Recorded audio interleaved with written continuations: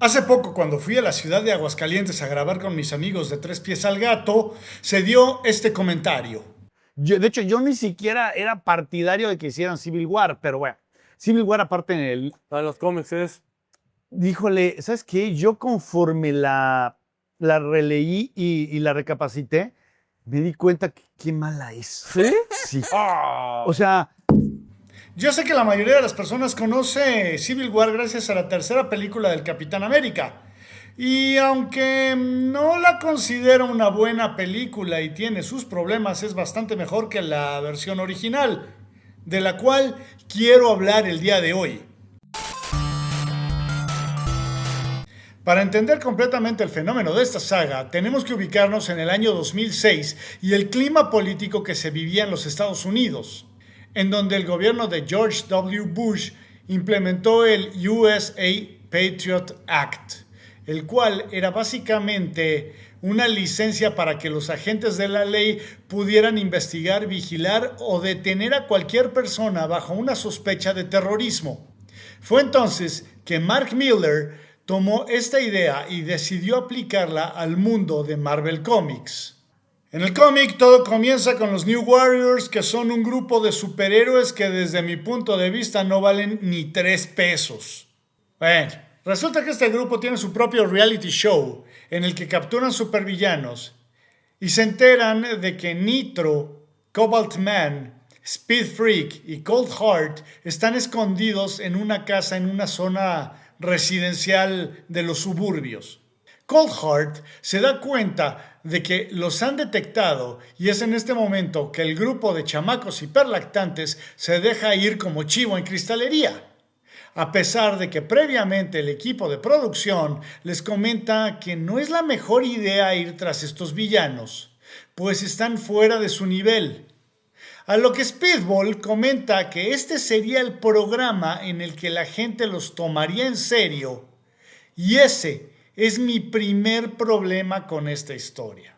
El que tengamos un grupo de superhéroes tan banal como Speedball realmente me molesta, pues no hacen las cosas por ayudar, por vocación, sino simplemente por llenarse el ego. Ahora, tenemos que decir que este ángulo del reality show no empezó con Civil War, ya venía desde el 2005, o sea, un año atrás. La cosa es que este grupo de mocosos insoportables se lanza en contra de los villanos. Toda esa secuencia sirve para demostrar lo banal que es Speedball, pues este se pone en el plan de decir frases lucidoras durante la pelea, con tal de lucir bien en el programa.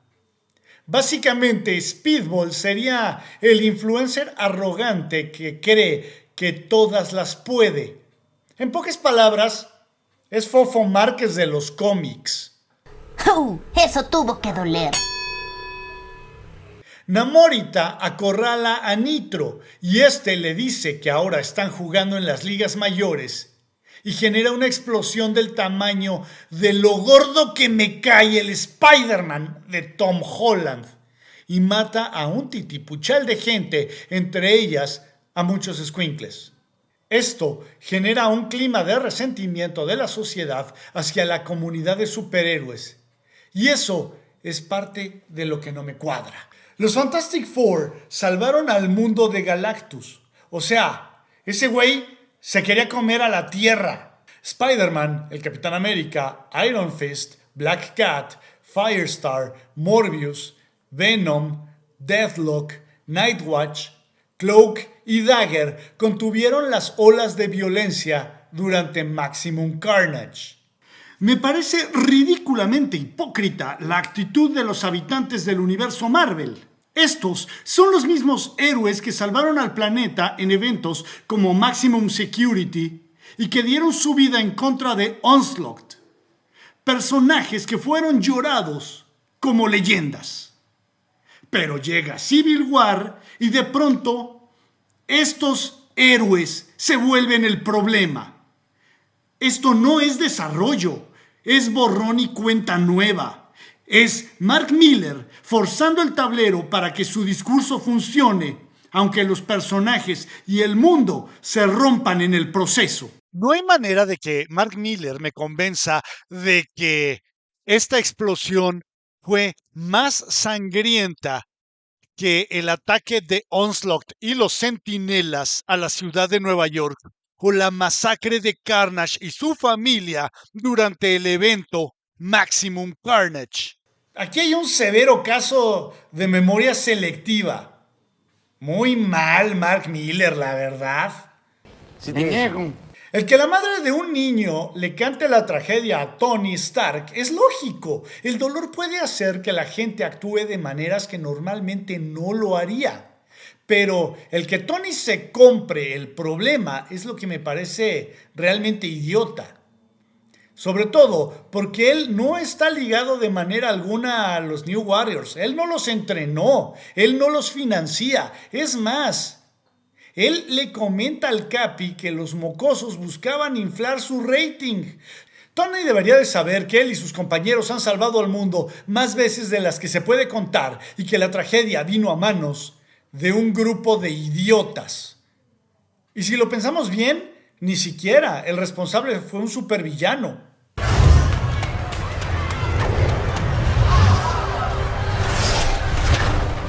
On your feet, Nitro, and don't bother trying any of your stupid exploding tricks.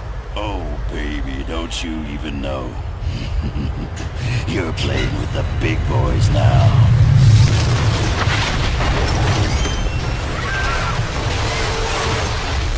Este es uno de mis más grandes problemas en esta serie, porque los personajes actúan en contra de sus personalidades simplemente porque el guión de Mark Miller lo dice, porque tiene que haber un conflicto.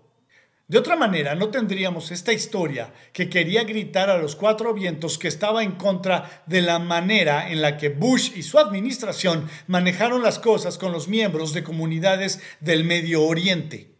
En una reunión en el edificio Baxter, Tony le comenta a Luke Cage que por medio de la intervención del gobierno los superhéroes estarán mejor entrenados. A ver, ¿es en serio? No me digas que el gobierno va a poder entrenar a los héroes mejor de lo que lo haría Shang-Chi, Iron Fist, el Capitán América, Elektra o Wolverine. Perdón, esto en cuestión combate cuerpo a cuerpo. Tony comenta que lo que ocurrió con la explosión de Nitro es una llamada de atención y que lo mejor sería convertirse en servidores públicos, que eso ayudaría a que la gente se sienta más tranquila. Definitivamente Tony Stark tiene que visitar la Ciudad de México o el Estado de México o cualquier parte del país para que vea lo seguro que todo mundo se siente al salir a la calle en este país debido a la eficiencia de los servidores públicos como la policía y la Guardia Nacional. Los héroes tienen una discusión sobre el asunto de revelar sus identidades al gobierno. Y aquí hay algo que está muy mal escrito y que la historia usa para crear conflicto. La ley dice que los héroes deben de revelar su identidad ante el gobierno y que posteriormente S.H.I.E.L.D. se encargará de proporcionar el entrenamiento adecuado. La ley jamás dice que se deba de hacer lo que Peter Parker hace después en la serie, quitarse la máscara frente a las cámaras en cadena nacional. Peor aún, en uno de los tie-ins son la tía May y Mary Jane quienes convencen a Peter de revelar su identidad al mundo. Ay, no engañe. ¿No qué? Que no lo engañe. Que no lo engañe. Que no lo engañe, es lo que me está diciendo. Esto no tiene ningún tipo de sentido, pues ellas dos han sufrido de primera mano el acoso de enemigos de Peter, que terminan descubriendo su identidad secreta, tales como el Camaleón, Venom o Norman Osborn. Es más, Peter perdió a Gwen Stacy debido a que Norman se dio cuenta de que Spider-Man y Peter Parker eran la misma persona. ¿Ven por qué esto no tiene una razón de ser? Mark Miller quería crear aquí un conflicto y simplemente no se molestó en checar la historia de los personajes para los cuales estaba escribiendo. Esto está hecho con las patas. Mamadas, lleve sus mamadas, unas buenas mamadas sin dientes y babosas, solo $3, $3, lleve su mamada. Por otra parte, el Capi se encuentra en el Helicarrier con Maria Hill, quien es en ese momento la jefa de S.H.I.E.L.D. Este es un personaje odioso y le pide a Steve que cuando la ley entre en efecto, arreste a todos los que no se quieran registrar. El Cap le dice que no puede aprender a los héroes que arriesgan su vida para proteger inocentes. Y Hill le exige que cumpla la voluntad de la gente de los Estados Unidos. Pero la ley ni siquiera se ha aprobado. Para ese momento, esto está en discusión en el Congreso. De hecho, Hill comenta que de aprobarse, la ley entraría en efecto en cosa de un mes. Maria Hill, eres inmamable y te odio. Hill ordena el arresto de Steve, pero ¿bajo qué delito? Rogers no ha violado ninguna ley. La ley de registro no está en efecto aún. Si hay alguien que comete un delito es Maria Hill, pues está cayendo en abuso de autoridad y violación del debido proceso. Está cometiendo un arresto indebido. La que debe de ir presa es ella. Esa mujer es una criminal que está violando los derechos de Steve Rogers. Esto simplemente es mala escritura. Hill dice que la gente se cansó de vivir en el viejo oeste.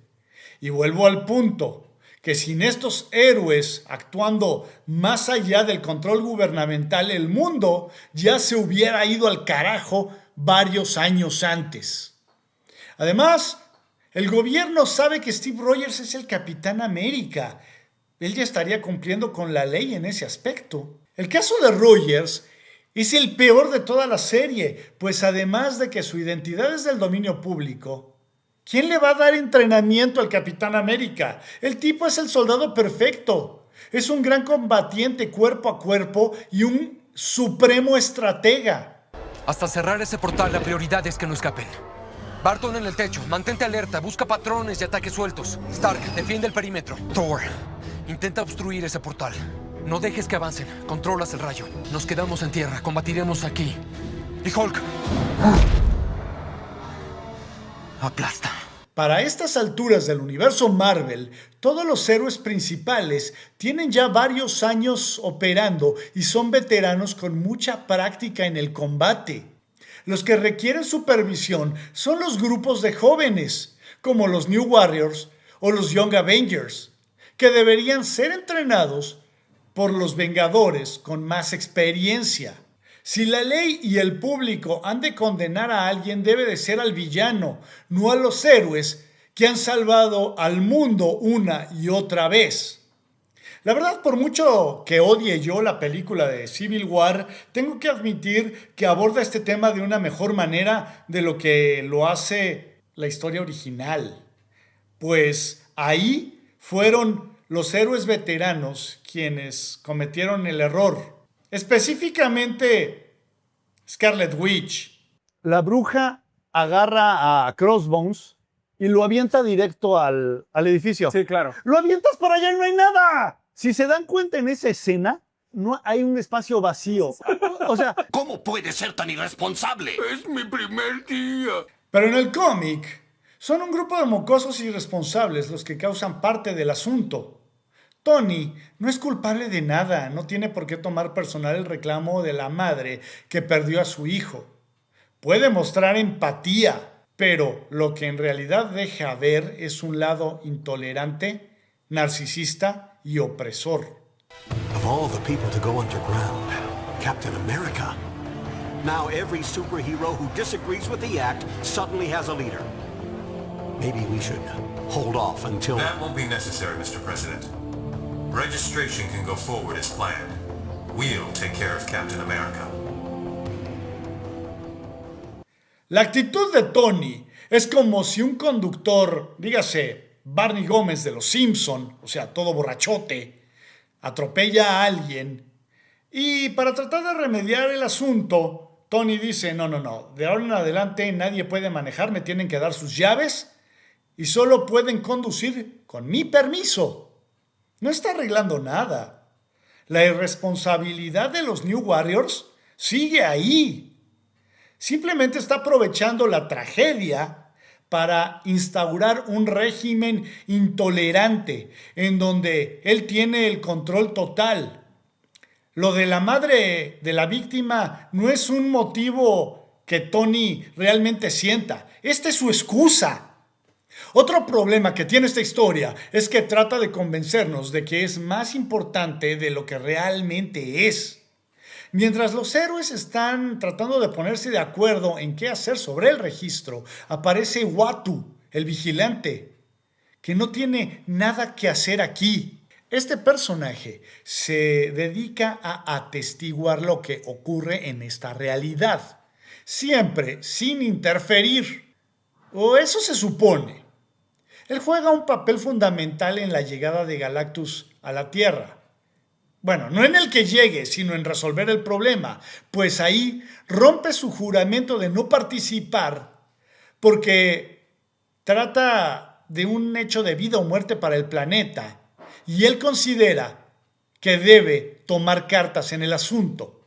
Este caso no es de ninguna manera de la magnitud de la llegada de Galactus a la Tierra o tampoco de la ya mencionada guerra Kree-Skrull o de las guerras secretas, ni de la guerra del guantelete del infinito. No es más importante que la Segunda Guerra Mundial, es más. Esto no es más importante que la guerra civil entre los Diablos Rojos del México y los Tigres. Por Dios. Este es otro problema. Los héroes no se pueden sentar a hablar. Ambos lados sufren de esto, tanto el Capi como Iron Man. La intolerancia es de ambos lados, está a tope. Y simplemente no se lo creo a ninguno de los dos. El Capitán y Tony son muy buenos amigos. Simplemente rompieron aquí por crear un conflicto. Ni siquiera se siente natural. Lo que ocurre aquí no tiene sentido. Estos son héroes que se conocen desde hace años y han combatido juntos, que han puesto su vida en las manos de sus compañeros y aquí están dispuestos a hacerse pedazos debido a una ley que no tiene lógica alguna. Hay un momento dentro de la serie, casi al final, en donde juras que el Capitán América va a matar a Tony. Steve es el primero que no haría eso. Él valora la vida humana. No quiero aniquilar a nadie. Odio a los abusivos. Súbitamente a estos héroes les importa más lo que diga el gobierno que todo lo que han vivido juntos. No, pues wow.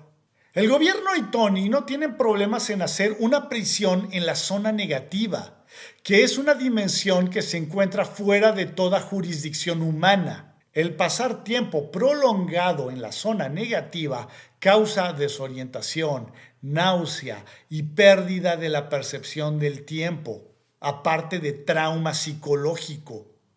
Es ahí en donde los heroicos Reed Richards, Hank Pym y Tony Stark mandan a sus amigos que no se quieren registrar a una prisión creada para destruir la voluntad de sus prisioneros.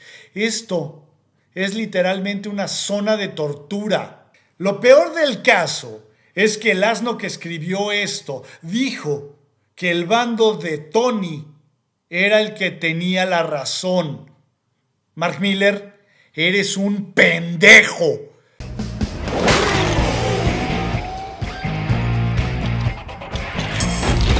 Otro detalle de cómo es que este relato trata de ser más importante e impactante de lo que es, está retratado en el detalle de cuando Daredevil es capturado y le da una moneda de plata a Tony y le dice, con esta ya tienes 31, haciendo alusión a las 30 monedas por las que Judas vendió a Jesús.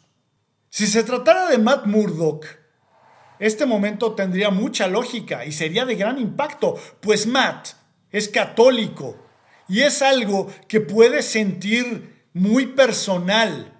Pero una vez que te das cuenta de que aquí Daredevil es Danny Rand, o sea, Iron Fist, el momento pierde fuerza. El caso de Reed Richards es insoportable, pues le importa más cumplirle al gobierno que su propia familia. Literalmente mandan a Johnny Storm al hospital después de que lo golpean afuera de un club nocturno. Y Reed ni siquiera lo va a visitar. No le importa en lo más mínimo su familia. Este personaje ni siquiera es humano.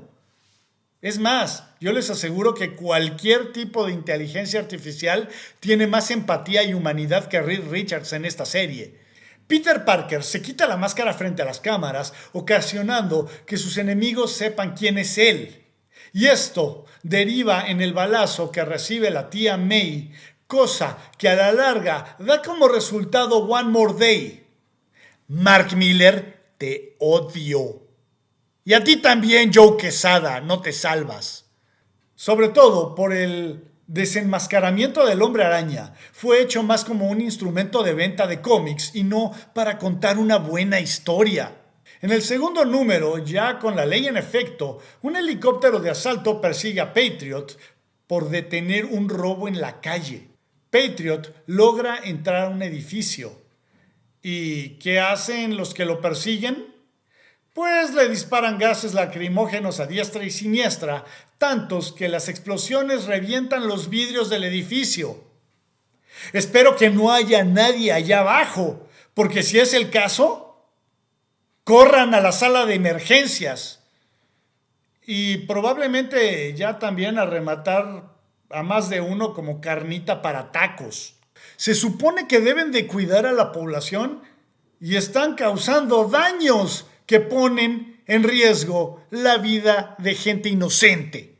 Estos cabrones no quieren que los héroes pongan vidas inocentes en peligro, pero no tienen pedos si ellos lo hacen. Eso sin contar los niveles de estrés de las personas que quedan atrapadas en el fuego cruzado de estas cacerías. Tony, Reed y Hank llegan a un grado tan inmoral que no tienen pedo en clonar a Thor sin su consentimiento. Y ese clon termina matando a Goliath, al cual no se molestan en regresar a su tamaño normal. Dicen que no encontraron la manera de hacerlo, pero tienen a Hank Pym a su lado. Ese güey se hace grandote y chiquito a voluntad. Prácticamente él inventó esa técnica. Y lo tienen encadenado. O sea, ¿cómo por qué? ¿Es en serio? ¿Estos son los que estaban en lo correcto? ¿Mark Miller? ¡Eso es mamada! ¡Eso es mucha mamada! El bando pro registro llega al punto de usar a asesinos como Bullseye, Taskmaster, Lady Deathstrike, el Venom de Matt Gargan y otros tantos para capturar al otro bando, mientras que Cap y compañía solo quieren ayudar a prevenir desastres creados por los supervillanos. ¿En serio, alguien estaba a favor de estos tiranos? El final de la serie es anticlimático. El Capitán América se entrega tras ver la destrucción y dolor que la pelea está causando. Esto posteriormente desemboca en su asesinato. En otra serie. Vaya, no encuentro fallas en su lógica. Al final, al villano de la historia, o sea, Tony, lo premian volviéndolo director de S.H.I.E.L.D. Niños, traicionen a sus amigos, sean un gran factor para que uno de ellos se muera, sean unos intolerantes y prosperarán en la vida. Bonito mensaje, Marvel. Francamente no entiendo por qué a esta historia se le considera como una de las mejores de Marvel y de las más importantes. Pues, de entrada, es una que asesina a sus personajes haciéndolos actuar contrario a sus convicciones. Se da aires de grandeza que no tiene. Fue el catalizador para One More Day. Tenemos aquí a supuestos héroes que en realidad actúan como Hans Landa en Bastardos sin Gloria. Y el estúpido que escribió esto dijo que el bando que actúa de tal manera era el que tenía la razón. Señores, simplemente esto es una porquería. Y solo me queda darle las gracias a mis amigos de Tres Pies al Gato, Arturo Leos y Armando Torreblanca, por permitirme ocupar un fragmento del programa que grabamos juntos en el 2025. Muchas, muchas gracias. Y por favor, vayan a su canal y chequen su programa porque la verdad se la van a pasar muy bien.